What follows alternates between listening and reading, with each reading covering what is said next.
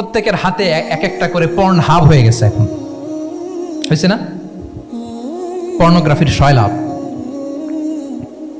বিকৃত যৌনাচারের সয়লাভ। এখন নতুন নামে নতুন মোড়কে এলজিবি আমাদের সমাজে নানা মোড়কে আমাদের সামনে উপস্থাপন করা হচ্ছে। শুনেছেন না এগুলো? আপনারা নাম শুনেছেন? এই যে ট্রান্স নাম শুনছেন না? নিজের দেহ কাটাকাটি করে দিব্যি পুরুষ, 4 সন্তানের বাবা, এখন হঠাৎ করে বলে যে আমি মনে মনে নারী, তো সোসাইটি যেন আমাকে নারী স্বীকৃতি দেয়।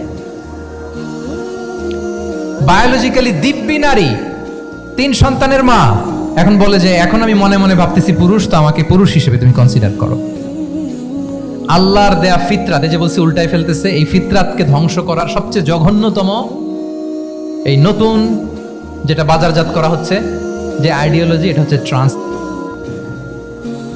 অধিকারের মোড়কে, তাও আসতেছে কিভাবে? কিসের মোড়কে বলেন তো?